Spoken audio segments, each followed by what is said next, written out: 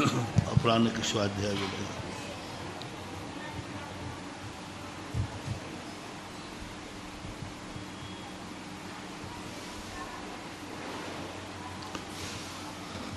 ओकारं बिंदु संयुक्तं नित्यं ध्यायन्ति योगिनाकामदं मोक्षदं चैव ओंकाराय नमो नमः। अविरल शब्द घनौघा प्रक्षाल सकल भूतल कलंका मुनिभिर्पार्श्वतीर्था सरस्वती हरतनोदुक्तम् अज्ञानतिम्रान् ध्यानान् ज्ञानाञ्जनशलाकया चक्षुरुन्मीलितं येन तस्मै श्रीगुरुवे नमः। परम गुरुवे नमः। परम्पराचार्य गुरुभ्यो नमः। सकलकलशविध्वंसकं सदेशां परिवर्तकम् धर्म संबंधकम भोगजीवना प्रतिबोधका शास्त्रम श्री परम पूज्य सर्वार्थ सिद्धि नामधेयम अश्य मूल ग्रंथकर्ताराम श्री सर्वगदेवा तथोत्तर ग्रंथकर्तारा श्री गणधर देवा प्रतिगणधर देवा तेषां वचनानुसार माशाद श्रीमद परम पूज्य पूज्यपाद आचार्य देवै विरचितम मंगलम भगवान वीरो।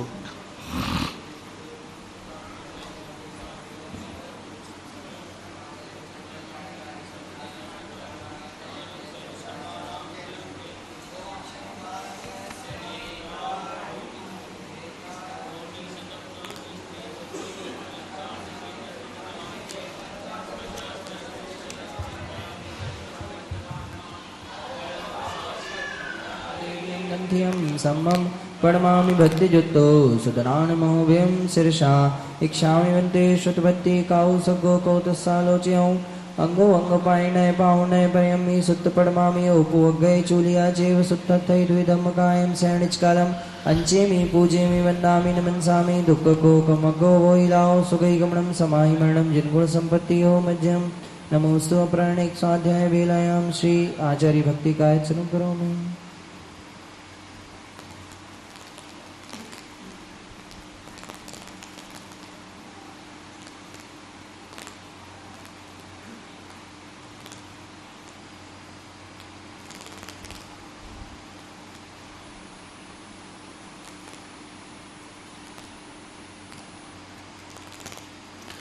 सुतजलधिपारिकेभ्यः भावना पटुमतेभ्यः सुचरितपोनिधेभ्यो नमो गुरुभ्यो गुणगुरुभ्यः छत्तीस गुण सम्मगे पंचव्याचार करण संदर्शे शिष्याणुग कुशले धम्मायरी सया वंदे गुरुभक्ति संयमेण तरन्ति संसार चायरं घोरं छिन्नन्ति अट्टकम्मं जम्मं मरणं न पावेन्ति ही नित्यं व्रतमन्त होम निरता ध्यानाग्निहोत्राकुला षट्कर्माभिरतास्तपो धन्धना साधु क्रिया साधिवा शील प्रावरणा गुण प्रहरणा चंद्रार्कते ज्योतिका मोक्षद्वारिक पाठ पाटनवटा प्रियन्तु मां साधिवा गुरुवापान् गुणो नित्यं ज्ञान दर्शन नायका चारित्रार्णव गंभीरा मोक्ष मार्गोपदेशका इच्छामि वन्ते आर्यभक्ति काउसगो कौतसालोच्यौ सम्मणान सम्मदंसन सम्मचरितजुत्ताणं पंचभिः आचाराणं आयर्याणं आयरादि सुर्णाणोपदेशयाणं वज्जायाणं तीर्यङ्गुणपालरयाणं सव्वसाहुणं सैणिचकालम् अंचेमि पूजेमि वन्दामि नमन्सामि दुःखकौकमको वैलाओ सुखैगमनं समाहिमरणं जिन्गुणसम्पत्तिहो मध्यं मोक्षमार्गस्य नेतारं भेत्तारं कर्मभूभृतां ज्ञातारं विश्वतत्त्वानां वन्दे तद्गुणलब्धये।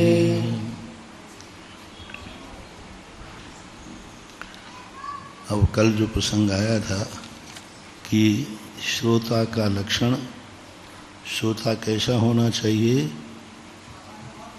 आसन भव्य हो, प्रज्ञावान हो, स्वहित लिप्सु, अपना हित करने की लिप्सा रखता हो, और उपदेष्टा कैसा होना चाहिए,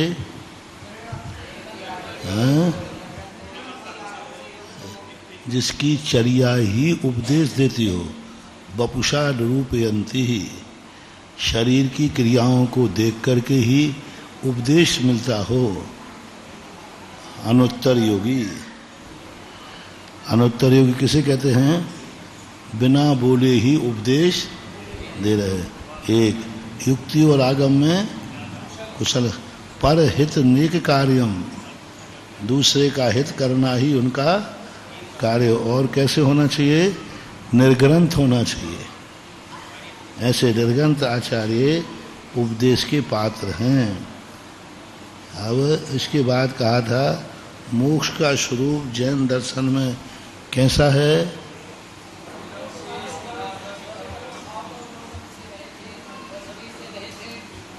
और स्वाभाविक अचिंत्य गुण ज्ञानादि गुणों से सहित है, अव्यावाद और अंतिम विलक्षणता अवस्था को प्राप्त होने वाला मोक्ष है। हाँ, और शरीर से रहित है। रहित है। निरविशेष निराकृतम कर्म कलंक, निरविशेष निराकृत कर्म कलंक, संपूर्ण कर्मों के कर्म कलंक को जिन्होंने नष्ट किया है, ऐसा। पर विषमवाद करने वाले कौन थे? सांख्यवाद। सांख्यवाद वाला क्या कह रहा था? चेतन पुरुष स्वरूप। हाँ, चेतन पुरुषस्य स्वरूपम मोक्ष। वहाँ चेतन पुरुष शरीर है। और क्या कह रहा था फिर बाद में? ज्ञेय आकार। तो आचार्य ने कहा था जब चेतन पुरुष रूप है तो उसका आकार ही नहीं बनेगा, क्योंकि आपने तो गुण रूप मान लिया और ज्ञेय आकार कह रहे हो। चेतन पुरुष स्वरूप यानी चेतन ही वस्तु है, तो चेतन तो गुण है। और फिर आप ज्ञेय आकार कैसे, जब वस्तु है ही नहीं, वस्तु तुम्हारे यहाँ है ही नहीं, चेतन ही मात्र है, तो फिर आपके ज्ञेय आकार बनाना कैसे स्वरूप बनेगा? नहीं बनेगा। दूसरे विसंवाद क्या किया था? बुद्धियादि, हाँ, बुद्धियादि गुणों से पृथक हो जाना, पृथक हो जाना, ये मोक्ष है। ऐसा मानने से क्या हो जाएगा? गुण बुद्धियादि गुणों से पृथक हो जाने का नाम मोक्ष है। गुणों का अलग हो जाना, तो अलग हो जाने को यदि मोक्ष मानेंगे तो वस्तु ही का ही अभाव हो जाएगा, क्योंकि वस्तु जिससे पहचानी जाती है वही अलग हो गई, क्योंकि गुणों से वस्तु पहचानी जाती है और गुणों को ही तुमने अलग कर दिया तो वस्तु में अवस्तु का स्थिति बन जाएगी। तीसरा था प्रदीप निर्माणवत। जब प्रदीप ही निर्माण हो गया तो गधे के सींग के समान असत है। जब वस्तु ही खत्म हो गई तो अब क्या उसमें कुछ रहा ही नहीं, ऐसा। अब कहते हैं तत्प्राप्ति उपायम प्रत्यपि ते विषम वदन्ते। अब ये तो मोक्ष के स्वरूप में विवाद है। अभी मोक्ष के स्वरूप के विवाद के साथ मोक्ष की प्राप्ति के उपाय में भी विषमवाद है। क्या विषमवाद है? ज्ञानादेव चारित्र निरपेक्षात तत्प्राप्ति सिद्धान मात्रा देव।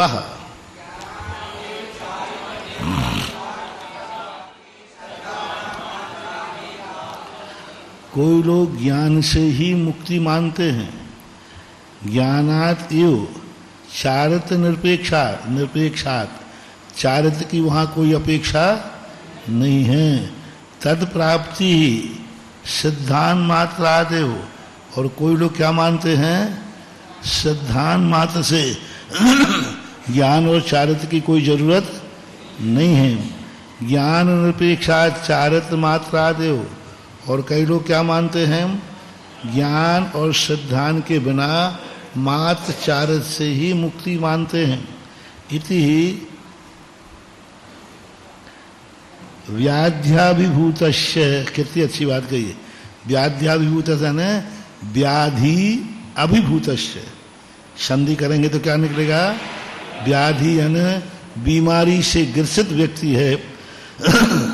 तद द्विनिवृत्ति ही उपाय भूत भेषज विषय व्यस्त ज्ञानादि साधनत्व अभाववत व्यस्तम ज्ञानादि मोक्ष प्राप्ति उपायो न भवति।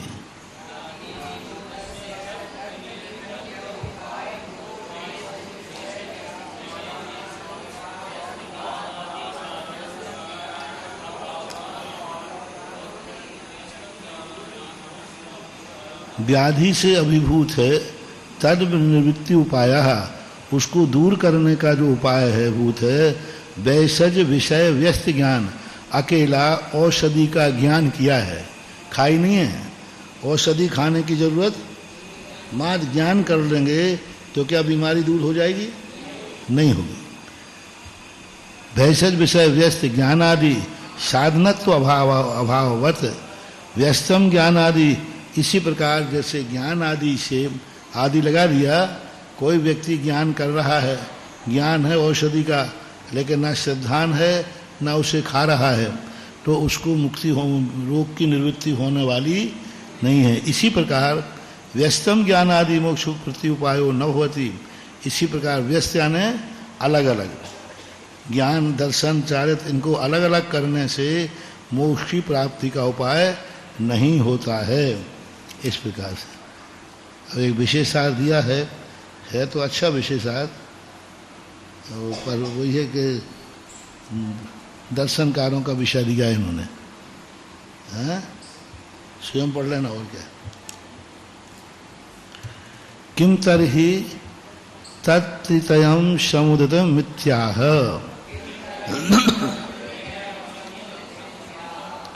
विशेषार्थ को पढ़ लेना और जो उसमें समझ में नहीं आए तो प्रश्न कर लेना। तीनों के समुदाय को यहाँ कहते हैं।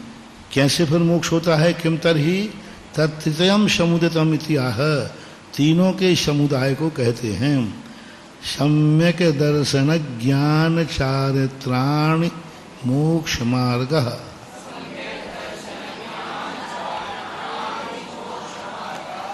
सम्यक दर्शन ज्ञान और चारित्राणि, ये तीन हैं। देखो चारित्राणि में बहुवचन लिखा है, ये एक नहीं है। सम्यक दर्शन सो चारित्र नहीं, चारित्र सो ज्ञान नहीं, तीनों भिन्न भिन्न हैं।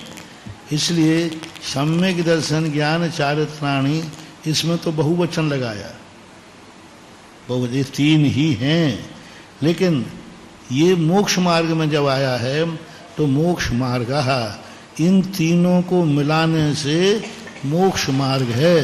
तो मोक्ष मार्ग में एक वचन का प्रयोग किया, सम्यक इति व्युत्पन्न शब्दो व्युत्पन्नो वह, सम्यक शब्द अव्युत्पन्न है, शब्दो व्युत्पन्नो वा, ये सम्यक शब्द जो है व्युत्पन्न है, अव्युत्पन्न है। अव्युत्पन्न से बोलते हैं जो शब्द है उसकी व्युत्पत्ति नहीं होती, और व्युत्पन्न से बोलते हैं जो व्युत्पत्ति होती है, यानी अनेक शब्दों को मिला करके बनाया जाता है। और कुछ शब्द ऐसे होते हैं जो निपात होते हैं, शब्द है उसकी व्युत्पत्ति नहीं होती है। तो इस प्रकार तो एक अव्युत्पन्न है या व्युत्पन्न है। अंच तो क्या कहते हैं? अंचते क्वहु समंचति इति ही सम्यक गति ही, यानी व्युत्पन्न है, व्युत्पत्ति होती है इसकी। अंच धातु से कौ प्रत्यय से सम्यंचति इति सम्यक। देखो मूल धातु क्या है? अंचते है, अंच धातु है, कौ प्रत्यय लगाया गया, तो कौ प्रत्यय लगाने से सम्यंच बना। क्या बन गया? सम्यंच। सम तो पहले है ही, अंच धातु सम प्रत्यय में अंच लगा करके कौ जो प्रत्यय है ये सर्वोपहारी लोप है, ये आएगा तो, लेकिन पूरा का पूरा लोप न हो करके का अकेला बचेगा। सर्वोपहारी भी होता है और क्व प्रत्यय में से क्या निकल बच जाएगा? का बचेगा। तो सम्यंच और का अंत में बनेगा तो इसका क्या बन जाएगा? न्या का आदेश हो जाएगा। सम तो पूरा है ही, अंश लगा दिया तो सम हलंत था या पूरा था? हलंत था। तो अंश की संधि करो तो सम पूरा हो जाएगा और अंश, तो समंच बन गया। क्या बन गया? समंच बन गया। अब कौ प्रत्यय है आगे, तो वह तो लोप हो जाएगा, का अकेला बचेगा, तो क्या हो जाएगा अंत में? न्या का तो या हो जाएगा और चा के स्थान पर का आदेश हो जाएगा। इसका पूरा एक व्याकरण है, 3-4 सूत्र लगेंगे तब ये शब्द बन जाएगा। अस्य अर्थः प्रशंसा। सम्यक शब्द का अर्थ क्या है? प्रशंसा, समीचीन। सह प्रत्येकम परिसमाप्यते है, वह प्रत्येक के साथ परिसमाप्यते है, समाप्ते नहीं समाप्यते है, प्रत्येक के साथ समीप करना चाहिए, यानी जोड़ना चाहिए। सम्यक दर्शनम सम्यक ज्ञानम सम्यक चारित्रमिति।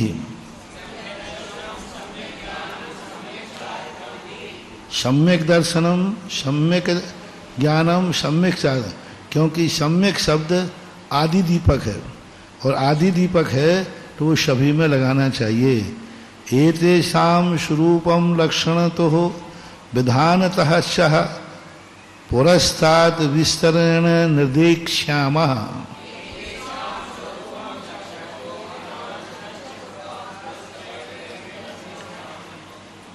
एतेषां इनका स्वरूप लक्षण विधान विस्तार से हम आगे कहेंगे। निर्देक्ष्यामि श्यामा का अर्थ हम आगे इसका वर्णन करेंगे। उद्देश्य मात्रम इदम उच्यते है,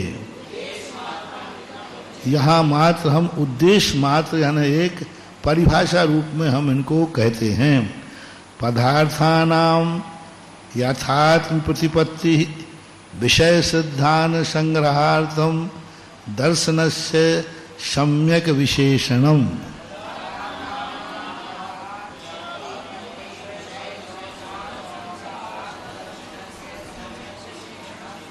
पदार्थों के यथात्म प्रतिपत्ति अथवा पदार्थों का यथात्म प्रतिपत्ति विषय सिद्धांत संग्रहार्थम, पदार्थों का यथात्म प्रतिपत्ति जैसे हैं वैसा, जैसे हैं वैसे, अन्य नहीं। यथात्म प्रतिपत्ति विषय सिद्धानम, पदार्थ जैसे हैं वैसे ही उनको विषय के रूप में स्वीकार करना। देखो विषय शब्द क्यों डाला?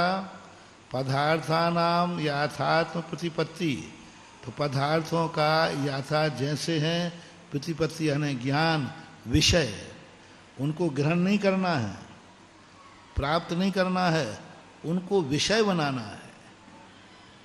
चश्मा को विषय बनाओ और ग्रहण करो, कितना अंतर आ गया?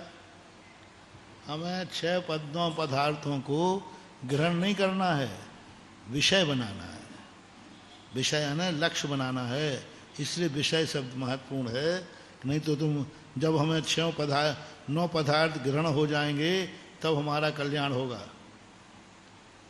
नहीं, ग्रहण नहीं करना है, मात्र विषय बनाना है, उपयोग को लाना। श्रद्धान संग्रहार्थम, श्रद्धान के संग्रह के लिए दर्शन से सम्यक विशेषणम, दर्शन के साथ सम्यक विशेषण किस लिए लगाया गया है? सम्यक शब्द क्यों लगाया? इसलिए पदार्थों को यथात्म प्रतिपत्ति बनाना है और उनको ग्रहण नहीं करना, मात्र विषय बनाना है। तो सम्यक शब्द की कितनी अच्छी परिभाषा दी कि सम्यक शब्द का अर्थ है जैसे पदार्थ हैं वैसा ही उनको अपने श्रद्धान का विषय बनाओ। श्रद्धान का विषय इन पर श्रद्धा। एन प्रकारेण जीवादया पदार्था व्यवस्थितः तेन अवगमः सम्यक ज्ञानम।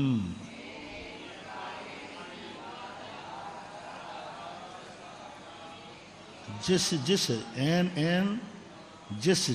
प्रकार से जीवादि पदार्थ व्यवस्थित हैं, तेन अवगमः, वैसे ही वैसे, उसी प्रकार से अवगमन करना, यानी जैसे जैसे वो हैं व्यवस्थित हैं वैसा वैसा ही ज्ञान करना। इदमेव दृश्यमेव तत्वम नान्यान सान्यथा, यही मानना। जैसे हैं वैसे, अपनी अलग से बुद्धि मत लगाओ। वो व्यवस्थित जैसे हैं उनको यथावत जानना चाहिए। ज्ञान विमोह संशय विपर्य निवृत्त्यर्थम सम्यक विशेषणम।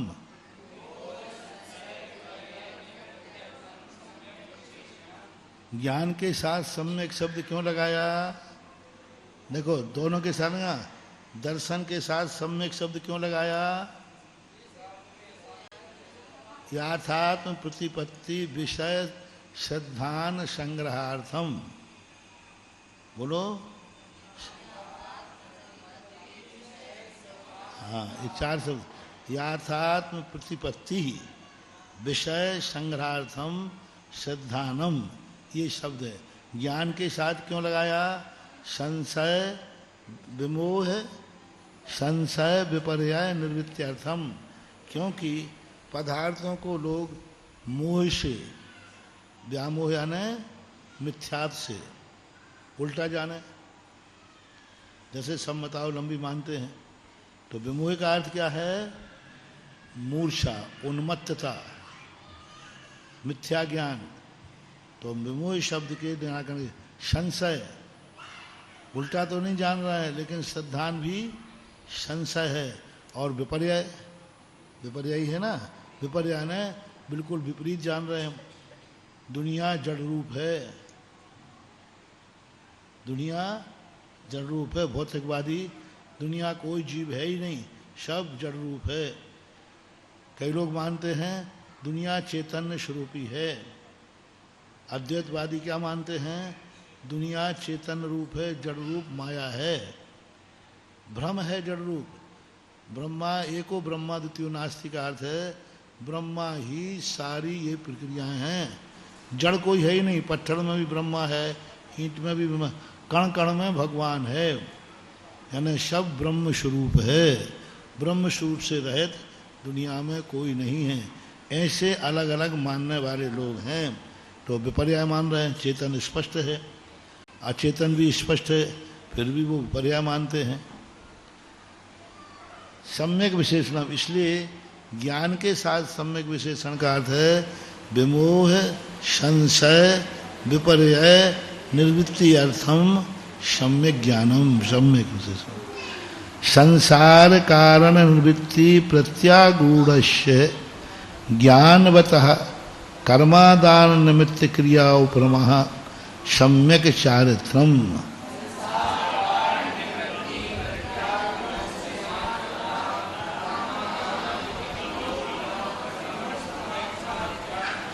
संसार के कारणों की निर्वृत्ति के प्रति आगूढ़स्य, यानी उनके प्रति आगूढ़स्य यानी उसको ग्रहण करता है, उस पर चलता है, स्वीकार करता है।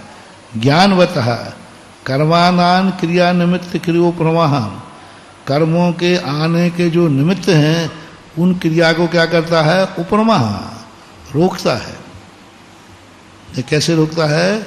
आश्रय को रोकता हुआ मानो। कर्मादान निमित्त क्रिया उपरमः, कर्म आश्रय के आने के जितने निमित्त थे उनको क्या करता है?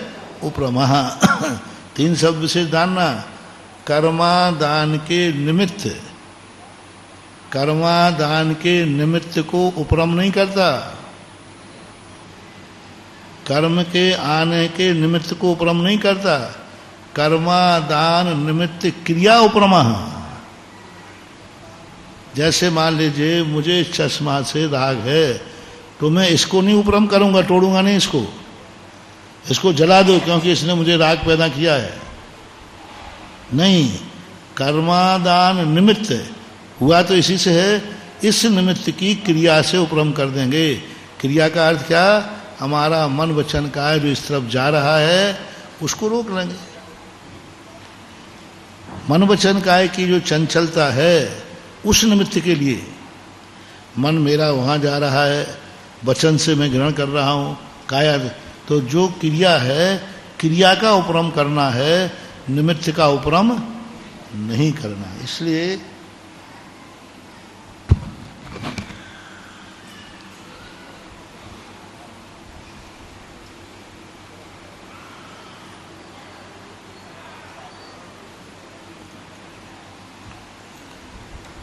कर्मादान निमित्त क्रिया उपरमः सम्यक चारित्रम अज्ञान पूर्वक चरण निवृत्त्यर्थम सम्यक विशेषणम। अज्ञान पूर्वक जो आचरण करते हैं उसकी निवृत्ति के लिए सम्यक शब्द दिया गया है। आत्म अनात्म के ज्ञानहीन जे जे करनी तन करण छीन। आत्मा अनात्मा का ज्ञान है नहीं और शायद कर रहे हैं, ऐसे अज्ञान के पूर्वक आचरण निवृत्ति के लिए सम्यक विशेषण है।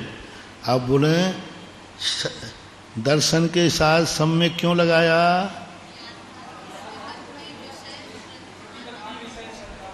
याथात्म प्रतिपत्ति विषय श्रद्धान संग्रहार्थम।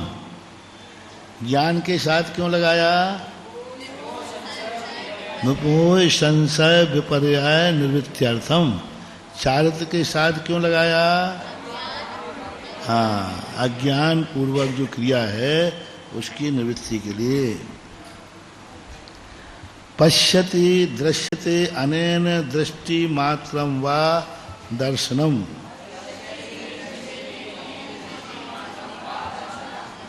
जब यहाँ हम अध्ययन कराएं तो तुम लोग प्रश्न बनाया करो। इसमें कितने प्रश्न बनते हैं? अब इस सूत्र में अपन ने ये लाइन जो अध्याय पढ़ा, इसमें कितने प्रश्न बन रहे हैं?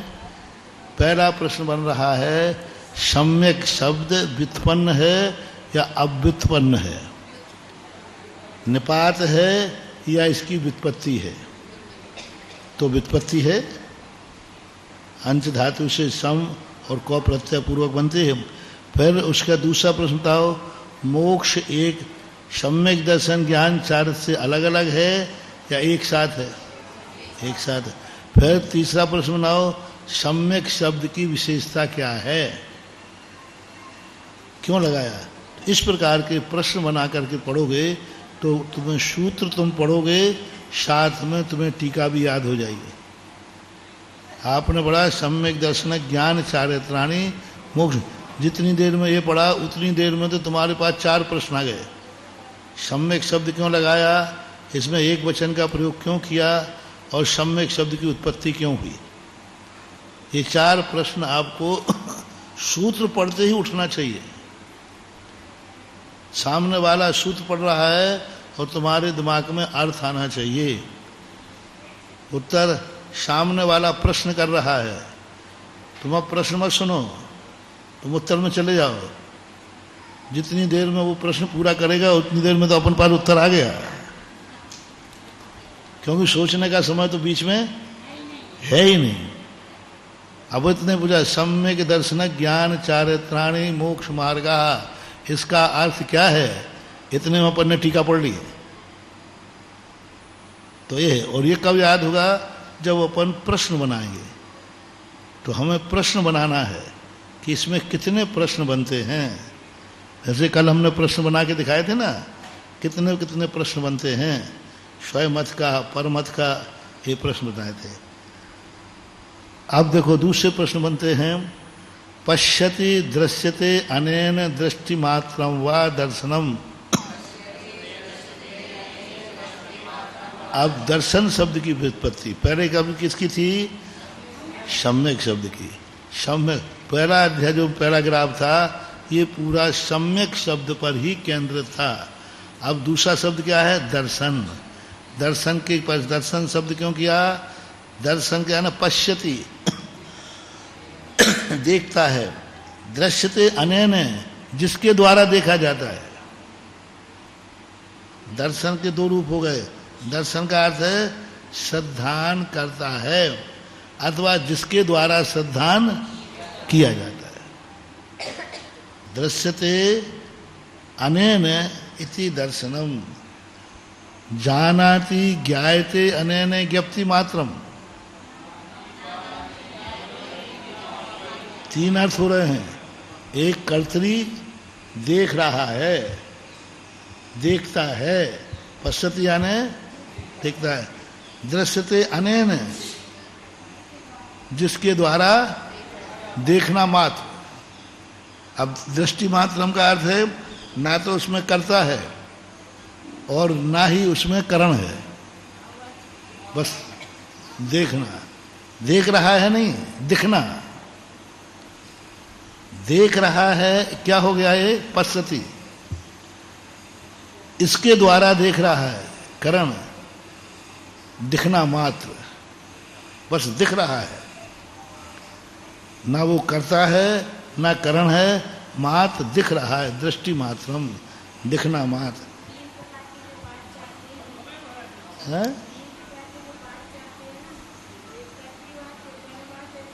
हाँ, उन्हीं का कर्तरी साधन, करण साधन, कहीं कहीं कर्म साधन होता है। कर्तरी साधन कहो, कर्म साधन कहो, कहीं करण साधन, यहाँ करण साधन है करण, और दृष्टि मात्रम भाव साधन। बस क्या देखा क्या नहीं देखा, मैं तो प्राप्ति हुई। सम्यक दर्शन किसे कहते हैं हम? सम्यक दर्शन मात्रम। किससे हुआ? गौण हो गया। किसने किया? गौण हो गया। बस समय सम्यक दर्शन है। ज्ञायते जानाति ज्ञायते अनेन ज्ञप्ति मात्रम। जो जानता है, जिसके द्वारा जाना जाता है, अथवा जानना मात्र, ज्ञानम। चरति चर्यते अनेन चरण मात्रम व चारित्रम। जो चरण करता है, जिसके द्वारा आचरण किया जाता है, और आचरण करना मात्र, आचरण मात्र को चारित्र कहते हैं। सरल विषय है। ननु नन्वेयम सा एव कर्ता सा एव करणम इति यातम।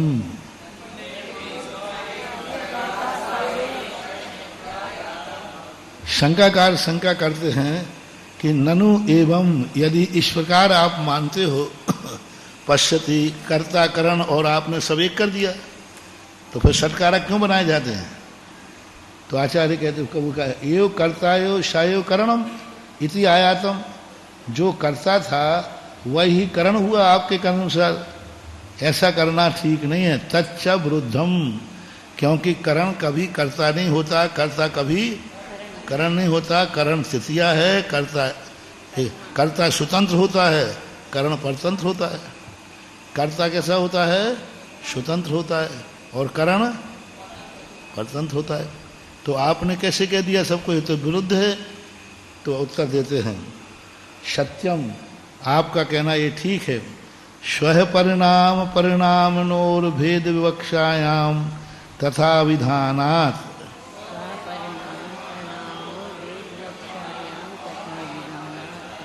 स्व परिणाम परिणामनो, परिणाम और परिणामी की अभेद विवक्षा में अभिधान करो। हमारे यहाँ भेद और अभेद विवक्षा होती है। अभेद विवक्षा भी अपने यहाँ है। जैसे शरीर, शरीर है ना ये पूरा, तो भेद विवक्षा है कि अभेद? शरीर कहाँ है? कहाँ बोलो? शरीर बताओ कहाँ है? ये तो कान है, ये तो सिर है, ये तो आँख है, ये तो नाक है, ये तो मुंह है, ये टोंडी है, ये गला है, ये सीना है, ये पीठ है, ये पेट है, ये पैर है। नाक। शरीर कहाँ है कहाँ? शरीर है ही नहीं। वृक्ष कहाँ है? वृक्ष है कि नहीं? कहाँ है? वो पत्ते हैं, वो फूल है, वो डाली है, वो तना है, वो जड़ है, वो बीज है, बस। वृक्ष है ही नहीं। लेकिन वृक्ष तो है। जैसे वो बता था ना, भारत कहाँ है, सागर कहाँ है? हाँ, हमने एक दिन पूछा था। हमने कहा भाई मुझे सागर में चतुर्थान करना, सागर कहाँ है? ये तो भाग्योदय है। तो इसी प्रकार से अभेद विवक्षा जब होती है, तब अभेद विवक्षा में हमारे स्यों कारक एक साथ लग जाते हैं। स्वय परिणाम परिणामनो भेद विवक्षायाम तद अभिधानात्। इन दोनों की अभेद विवक्षा का विधान होने से यथा अग्नि दहति ईंधनम दाह परिणामेन। अग्नि दहति, अग्नि जलती है, ईंधनम दाह परिणामेन। किसके द्वारा ईंधन को जलाती है? अग्नि दहति, अग्नि जलती है, ईंधनम दाह परिणामेन, ईंधन को दाह परिणाम से जलाती है।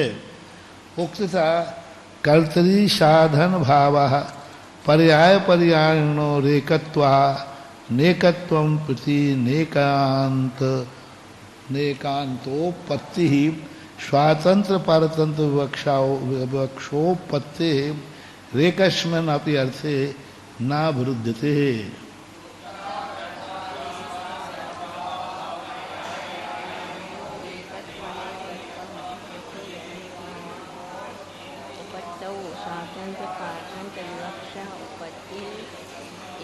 उक्तः कहा भी जाता है कर्तृ आदि साधन भावा, कर्ता कर्म साधन आदि भाव में पर्याय पर्यायन में एकत्वम अनेकत्वम। देखो कितनी है, कर्ता कर्म करण आदि में एकत्व भी है और अनेकत्व भी है। इनको एक भी माने तो एक ही वस्तु में तो घटा दो, 6 कारक एक ही वस्तु में घट जाएंगे,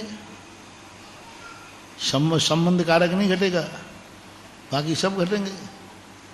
आत्मा ने आत्मा को आत्मा से करण से आत्मा के लिए आत्मा से पर पदार्थों को पृथक किया, हे आत्मन, षटकारक घट जाते हैं। पर अनेक एकत्व अनेकत्व प्रति अनेकांत उत्पत्तौ, वस्तु जो है पर्याय पर्यायन की अपेक्षा एकत्व और अलग अलग करें तो अनेकत्व, ऐसा अनेकांत की उत्पत्ति है। स्वातंत्र परतंत्र विवक्षा उत्पत्ति एकस्मिन् अर्थे न विरुद्धते। स्वातंत्र और परतंत्र विवक्षा है। जैसे पश्यति क्या है, स्वतंत्र विवक्षता है। दृश्यते अनैन पारतंत्र विवक्षा है, कोई ना कोई आलम्बन तो लिया है। जैसे मेरी आत्मा जान रही है, ये स्वतंत्र विवक्षा है कि परतंत्र? स्वतंत्र।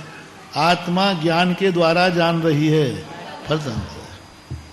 तो कितनी बढ़िया बात आ गई। दोनों बातें बोलते हैं नहीं अपन, मैं खुद जान रहा हूं, मेरी आत्मा जान रही है कि नहीं, ऐसा भाषा आती कि नहीं? ये आती। अब ये कौन सी विवक्षा हो गई? अभेद विवक्षा। अब दूसरी विवक्षा क्या है? स्वतंत्र विवक्षा हुई। मैंने खुद जाना है, मैं खुद अनुभव कर रहा हूं, मैंने खुद किया है, मैंने खुद ही ये कार्य किया है। तो इसमें स्वतंत्रता की अनुभूति हो रही है, परतंत्रता की?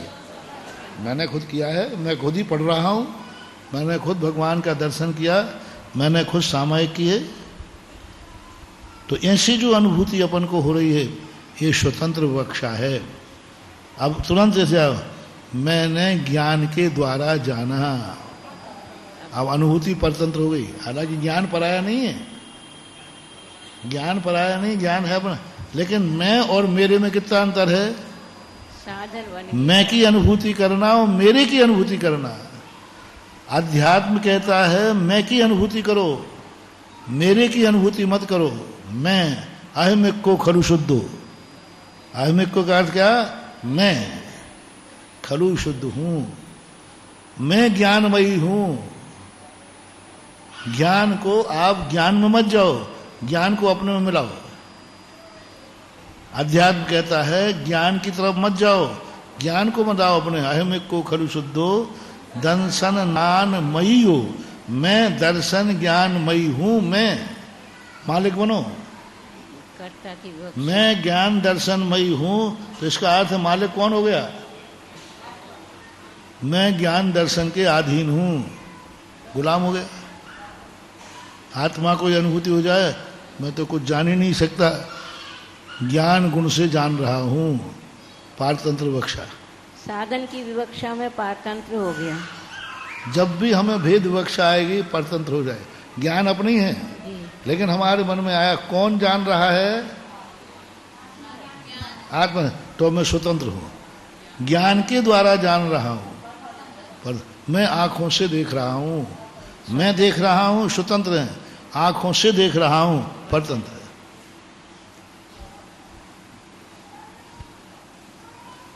आलम्बन लेना मतलब परतंत्र हो गया है? आलम्बन लेना मतलब चाहे भले वो स्वयं के गुणों का आलम्बन क्यों ना हो, भेद जहां करेंगे पारतंत्र विवक्षा हो जाएगी। उपपत्ति एकस्मिन् अपि अर्थे न विरुद्धते। इसमें दोनों में, कर्ता और करण में, स्वतंत्र विवक्षा में कर्ता और करण को एक मानने में कोई विरोध नहीं है। क्योंकि ज्ञान किसका है? ज्ञान ने जाना सो मैंने जाना, क्योंकि ज्ञान मेरा है। ये संपत्ति, जैसे एक बेटे ने कहा, एक बेटे से पूछा ये मकान किसका है? बोले मेरा है। अरे भाई तेरा कहाँ, तेरे बाप का है, तू तो हो ही नहीं था जब बन गया मकान। फिर भी बेटा अपने दोस्त को क्या बताएगा? कैसे बता दिया, वो तो उसके बाप का है, रजिस्ट्री बाप के नाम है, रजिस्ट्री पिता के नाम है, बनाया भी पिता ने था, जब ये जन्म ही नहीं हुआ था, फिर भी उसके मन में दोष, ये मकान मेरा है। क्या उसकी अनुभूति में उस समय पिता आ रहे हैं? क्या नहीं आ रहे। उसकी अनुभूति में क्या आ रहा है? पिता का मकान सो, क्योंकि पिता मेरे हैं, पिता मेरा है, इसलिए उनकी संपत्ति भी मेरी है। ऐसे ही हमने ज्ञान मेरा है, इसलिए हमें कुछ अलग करने की जरूरत नहीं है, क्योंकि हमारा है ज्ञान। ऐसा अग्नौ दहनादि क्रियाया कर्तृयादि साधन भाववत, अग्नि में दहनादि क्रिया और कर्तृपना साधनपना भाववत देखा जाता है। ज्ञान ग्रहणम आदौ न्यायम दर्शनस्य तत्पूर्वकत्वात् अल्पचरत्वात् च। ज्ञान ग्रहणम आदौ न्यायम दर्शनस्य तत्पूर्वकत्वात् अल्पचरत्वात्। अब ऊपर के पैराग्राफ में आपको क्या प्रश्न बनाना है? मूल रूप से परिणाम और परिणामी, पर्याय और पर्यायी, स्वतंत्र और परतंत्र विवक्षा, इनको जानो। पर्याय पर्यायी क्या है? पर्याय पर्यायी क्या कहेगा?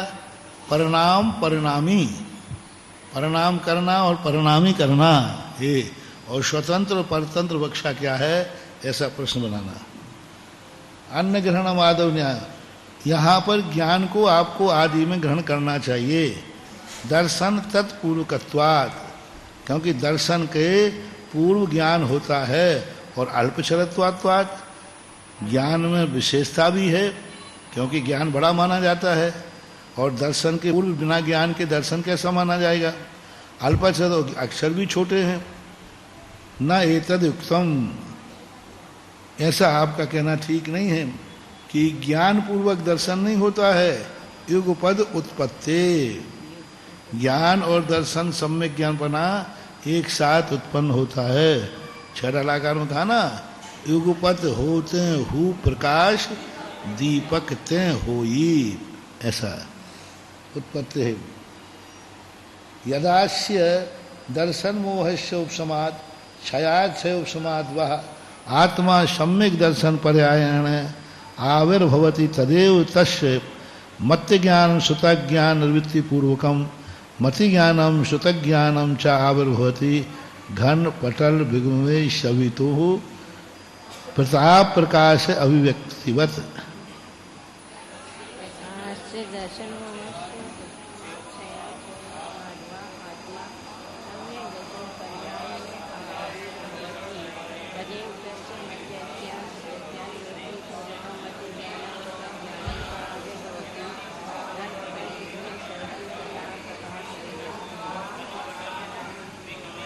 यदा अश्य, जब इसके, दर्शन मोहस्य, दर्शन मोह के, देखो कितनी याद है? यदा यानी जब, अश्य यानी इसके, किसके? दर्शन मोहस्य, दर्शन मोह के, उपशमात, उपशम होने से, क्षयात, क्षय उपशमात वह, तीनों उपशम क्षय और आत्मा सम्यक दर्शन पर्याय आविर्भवती। आत्मा कैसी होती है? सम्यक दर्शन पर्याय से आविर्भवती, यानी सम्यक दर्शन पर्याय के द्वारा उससे आविर्भूत होती है। तदेव तस्य, उसके ही, तदेव यानी उसके ही, तस्य उसके मति अज्ञान श्रुत ज्ञान निवृत्ति पूर्वक, मति जो अज्ञान था, शुद्ध जो अज्ञान था, उसकी निवृत्ति पूर्वक मति ज्ञान श्रुत ज्ञान सा आविर्भवती। इसी प्रकार आत्मा में मति ज्ञान और शुद्ध ज्ञान आविर्भूत होते हैं। कब? जब सम्यक दर्शन की पर्याय से आविर्भूत होती है आत्मा, तत्समय, उसी समय घन पटल विगम सवित हो, घन पटल के विगम यानी दूर होने पर, सवित यानी सूर्य का प्रताप और प्रकाश एक साथ होता है, अलग अलग। जैसे सूर्य के पटल हट गया मेघ का, तो प्रकाश और उसकी गर्मी अलग अलग आई कि एक साथ? एक साथ आई। इसी प्रकार सम्यक दर्शन और सम्यक ज्ञान एक साथ होते हैं। अल्पाक्षरत्वात् अविहतत्वम पूर्व निपतति। अल्पाक्षरत्व होने से की अपेक्षा पूजनीय आगे आएगा कि या छोटा आगे आएगा? छोटा आगे आएगा कि पूज्य आगे चलेगा? हमारा छोटे हैं, छोटे को आगे करो ना। नहीं, हम लोगों ने आचार्य से एक प्रश्न किया था सन 1980 में। रास्ते में एक बार ब्रह्मचारियों को किसी ने बुलाया ही नहीं, महाराजों को पड़गा लिया, चौके वाले सब चले गए। तो आचार्य से हम लोगों ने कहा, आचार्य जी संसार के विरुद्ध चलते हैं आप लोग और आपका धर्म।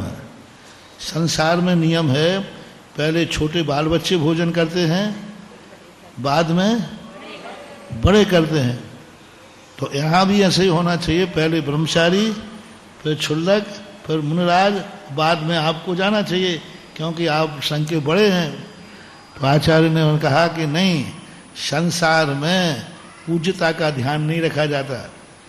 यहाँ छोटे बड़े से मतलब नहीं है, यहाँ पूज्यता से जो पूज्य है वो पहले उठेगा, जो कम पूज्य है वो बाद में उठेगा। ये यहाँ आचार्य कह रहे हैं, अल्प अक्षर हो हैं ठीक है,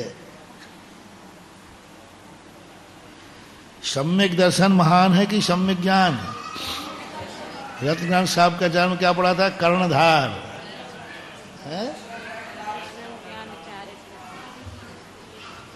जिस सम्यक दर्शन के बिना ज्ञान और चारित्र शून्य है। महिमा सम्यक दर्शन की है, ज्ञान और चारित्र भी बेकार है। इसलिए अभ्युतत्वात् यानी पूज्यता जो है वह पूर्व निपतति, उसको पूर्व में निपात किया गया है। कथम अभ्युतत्वम, सम्यक दर्शन कैसे पूज हुआ? दुनिया में तो ज्ञान की पूजा होती है और आप कह रहे सम्यक दर्शन पूज है। ज्ञान से सम्यक विदेश हेतुत्वात्, ज्ञान में जो सम्यकपना आया है वो किससे आया है? सम्यक दर्शन। नहीं तो ज्ञान को कौन पूछ रहा था? सम्यक दर्शन जो है उसके कारण से ज्ञान सम्यक हुआ है। चारित्रात् पूर्वम ज्ञानम प्रयुक्तम, चारित्र से पूर्व ज्ञान का प्रयोग क्यों किया? तदपूर्वकत्वात् चारित्रस्य, क्योंकि सम्यक ज्ञान पूर्वक ही चारित्र होता है। बिना ज्ञान पूर्वक चारित्र ज्ञानी के छिन्माई, कोटि जन्म तम तपे ज्ञान बिन कर्म झरें जी। हाँ, यानी ज्ञान के बिना करोड़ों वर्षों तक भी चारित्र ग्रहण करो तो भी वह कार्यकारी नहीं है। तो पूज्य ज्ञान का है कि चारित्र का? ज्ञान का, इसलिए ज्ञान को पहले कहा। सर्व कर्म भी प्रमुख नहीं है। हाँ, नहीं तो है।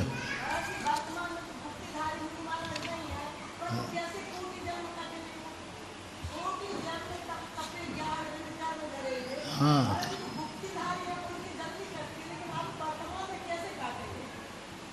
क्यों? कर्म तो सब अभी भी कर ही रहे हैं। ज्ञानी तो सदा गुप्ती में है, क्योंकि उसका अभिप्राय, इसलिए तो मुनि महाराजों को दिग्व्रत देशव्रत नहीं होता, क्योंकि वे सदा गुप्ती में रहते हैं। उनको कैसे? क्योंकि उनकी सीमा इसलिए नहीं बांधी क्योंकि वो जहाँ जाएंगे वहीं धर्म करेंगे, और गृहस्थ का कोई भरोसा नहीं है। संवेद शिखर जी को गए और वहाँ बाजार में पटा बेलना ले आए। अब गए थे संवेद शिखर जी को और वहाँ मिल गई लकड़ी, तो उन्होंने कहा ले लो। मंदिर गए थे, रास्ते में सब्जी मिल गई तो हम मुनि महाराज क्या खरीदेंगे? बाजार में गए हैं तो तुम्हारा कोई भरोसा नहीं। हम महाराज बाजार घुमा, देखो वहाँ खरीदना नहीं। अब महाराज जी ये तो नहीं होगा। देख, वस्तु को देख करके ही तुम्हारे में लोभ जाग जाएगा कि नहीं? और मुनिराज को कैसे जागेगा? क्या करेंगे? उनको लोभ जागे ही नहीं, सारी वस्तुएं देख रहे हैं फिर भी नहीं। तो जैनाचार्य कहते हैं तुमसे कोई खतरा नहीं है, क्योंकि तुम किसी वस्तु को खरीदने वाले हैं। हाँ, बाजार से गुजरा है, खरीददार नहीं है। दुनिया में रहता है, तलबगार नहीं है। बताओ कौन है? दुनिया में रहता है, तलबगार है ना, मालिक रहता दुनिया में है, लेकिन दुनिया का तलबगार, और बाजार से गुजरा है लेकिन खरीदार नहीं है। ऐसे यहां पर सर्व कर्म मोक्षो मोक्षः, समस्त कर्मों से विप्रयान रहित हो जाना मोक्ष है। तद प्राप्ति उपायो मार्गः, उसके प्राप्ति के उपाय को मार्ग कहते हैं। मार्ग इति च एक वचन निर्देशः समस्तस्य मार्ग भाव ज्ञापनार्थः।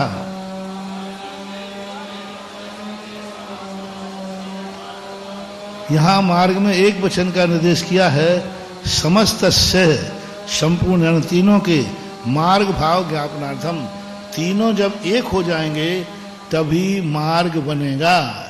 इस सूत्र के अनुसार चौथे गुणस्थानवर्ती पंचम गुणस्थानवर्ती को इसलिए मोक्ष मार्गी नहीं कहा, मोक्ष मार्गी नहीं कहा, क्योंकि अभी तीनों एक साथ तो है नहीं। छठलाकार भी यही कहते हैं, मुख्योपचार दुभेद यो बड़वा, मुख्य और उपचार दोनों प्रकार का मोक्ष मार्ग किसके है? द्रव्य संग्रह में ये आया, तो दोनम मुख हेऊ झाणे पावनदी मुनि नीमा, एक आते गाथा है, दोनम मुख हेऊ, दोनों मोक्ष के मार्ग हैं, व्यवहार और निश्चय। वो कहाँ होते हैं? जाए पावन नदी मुनि नीमा, मुनि महाराज दोनों प्रकार का मोक्ष मार्ग ध्यान में प्राप्त कर लेते हैं। ऐसा इसलिए मार्ग देखे तेन व्यस्तस्य मार्ग निवृत्ति कृता भवति। एक वचन का निर्देश करने का अर्थ है कि अलग अलग मार्ग की निवृत्ति कर दी, कि सम्यक मार्ग अलग है, ज्ञान अलग है, चारित्र अलग है, नहीं है। अतः सम्यक दर्शनम सम्यक ज्ञानम सम्यक चारित्रम इति एतत् तृतीयम समुदितम मोक्षस्य साक्षात् मार्गो वेदितव्यः।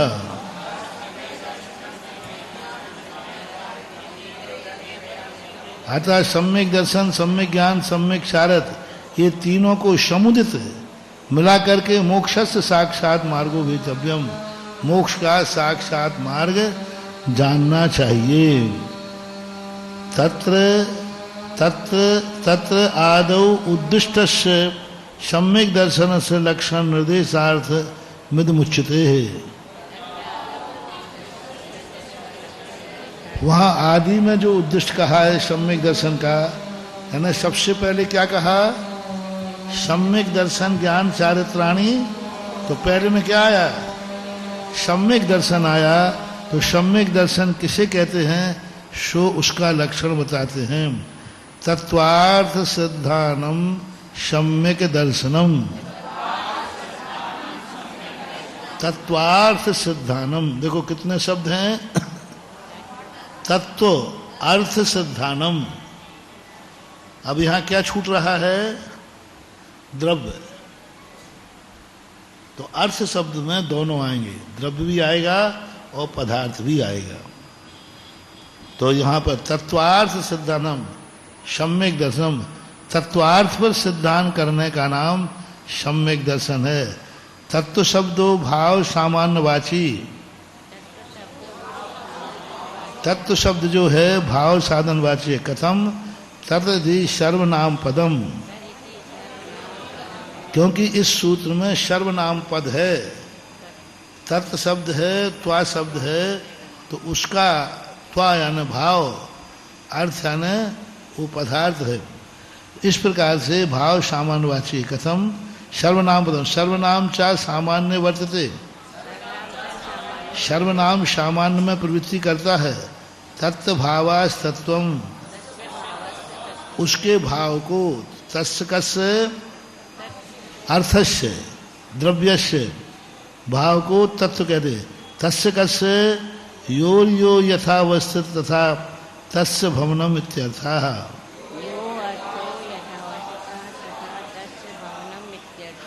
योर योर यानी जो जो, यथावस्थित जिस प्रकार से व्यवस्थित है वैसा ही होना, भवनम इत्यर्थः वैसे ही परिणमन करना। जैसे मुनि है तो मुनि रूप वर्णन करेगा, श्रावक है तो श्रावक रूप में वर्णन करेगा, जीव है तो जीव रूप वर्णन करेगा, ज्ञान है तो ज्ञान रूप, जिस तत्त भावम, जिस जिस रूप से भाव है उसी उसी रूप से वह वर्णन करता है, वैसा मानना चाहिए। आर्यते इत्यर्था निश्चयते इति यावत,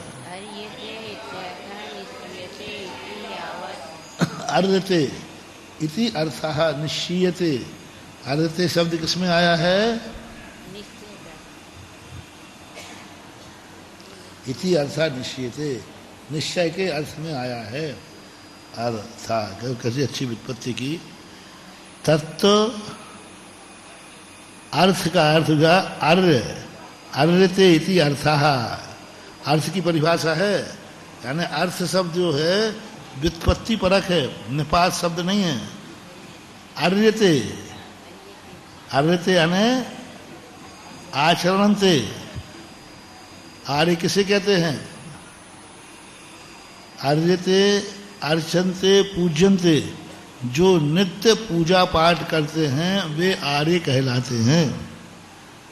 इसी प्रकार से यहाँ कहा अर्यते इत्यर्थः तद्रूप, निश्चयते निश्चित किए जाते हैं, तत्वों का निश्चय किया जाता है, यूँ मानो। ऐसा अर्थ भी है, बिल्कुल बहुत अच्छा अर्थ है। तत्वार्थ, तत्वार्थ है तत्व का जहाँ निर्णय किया जाता है उसको तत्वार्थ बोलते हैं। तत्वेन अर्थः तत्वार्थः, तत्व के द्वारा जो निश्चय किया जाए वह तत्वार्थ है।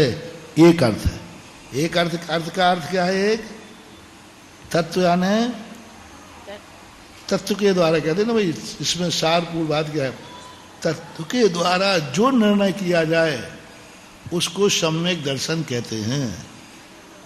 फिर से पढ़ो, तत्व के द्वारा अर्यते ज्ञायते, तत्व के द्वारा जो ज्ञान किया जाता है उसको अर्थ कहते हैं, उसको अर्थ कहते हैं तत्व के द्वारा। और बात ठीक है, पदार्थ को हम कब जानेंगे? पहले तत्व को जानेंगे तभी तो कहेंगे। अर्यते बहुत अच्छा अर्थ, तत्वेन अर्थः तत्व, अथवा दूसरा अर्थ भावेन भाववतो अभिधानम, भाव के द्वारा भाव वाले का अभिधान करना। ये इस भाव को कर रहा है इसलिए यह वही है, ये पूजा कर रहा है इसलिए यह पुजारी है, ये पुरंदर है क्योंकि बंटवारा कर रहा है। वो आता ना पुरंदर शक्र इंद्र, शक्नोति इति शक्रः, शक्तिशाली है अपनी, वो इंद्र इति इंद्रा, कीड़ा करता है इसलिए इंद्र है। इसलिए इसी प्रकार से यहाँ पर कह रहे हो कि अथवा भावेन भाववतो अभिधानम, भाव करने वाला और भाव के द्वारा, तद अव्यतिरेकात्, इन दोनों में भेद नहीं है। भाव करने वाले में और भाव के द्वारा ये कोई भेद नहीं, अभेद है। तत्वम एवं अर्थः तत्वार्थः, तत्व ही है जिसका प्रयोजन, तत्व को ही जिसको जानना है। कितनी अच्छी बात है, तत्वम एवं अर्थः, तत्व का निर्णय करना ही जिसका प्रयोजन है। तत्वार्थ अर्थ क्या होते हैं? तत्व का निश्चय, तत्व का निर्णय करना ही प्रयोजन है। और हमें कुछ नहीं करना, क्या जानना चाहते हो? तत्व को जानना चाहते हो, उसका निर्णय करना ही तो अर्थ है। अर्थ शब्द जो है निश्चय के अर्थ में आता है। बहुत अच्छी परिभाषा दी है। तत्वार्थ शब्द कहते हो, कितना अच्छा है।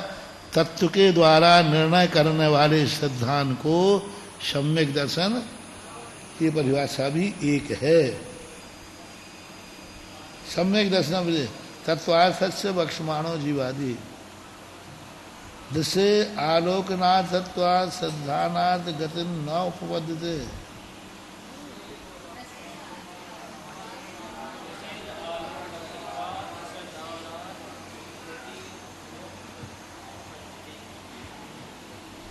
नीचे पढ़ लिया क्या? तत्वम एवं अर्थात तत्वार्थ तत्वार्थ सिद्धानम तत्वार्थ सम्यक दर्शन प्रदीतव्यम तत्वार्थ से बक्षमाणो जीवादि। अब तत्वार्थ क्या है? वो जीवादि पदार्थ हैं। ऐसा ठीक समझ लो।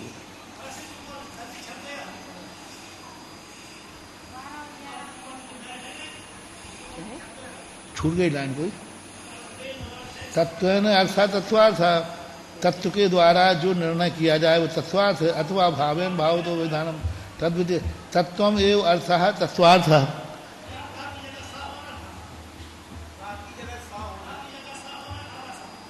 कहाँ पे?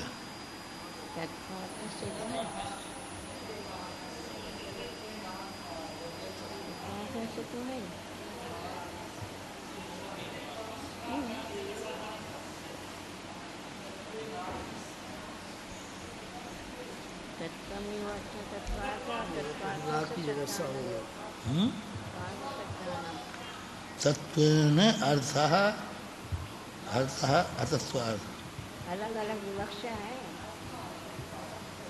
एक षष्ठी तुम्हारे में गलत है भाई, हमारे में तो सही है। वो विसर्ग है, यहाँ रात थोड़ा छूट गया फोटो में। तत्वेन अर्थस अर्थः आदर्श है वो तो रा लिख दिया। यदि ये निकालोगे तो हो तत्वेन अर्थः अतत्वार्थ। हाँ सा इसमें सही है। तत्वेन अर्थस तत्वार्थ वो रा को सा करा दो। विसर्ग का है सा। इस प्रकार से ठीक। इसे सा कर दो जाता। बोधि समाधि परिणाम शुद्धि स्वात्मोपलब्धि शिव सौख सिद्धि चिंतामणि चिंतित वस्तुदाने त्वामन्दमान शिवमस्तु देहि।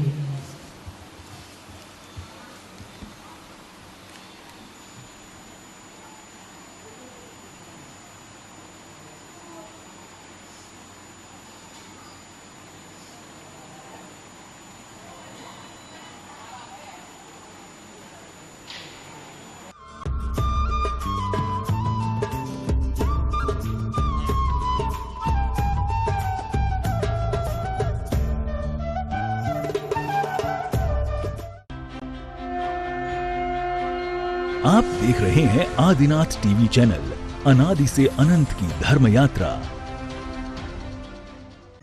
युवाओं में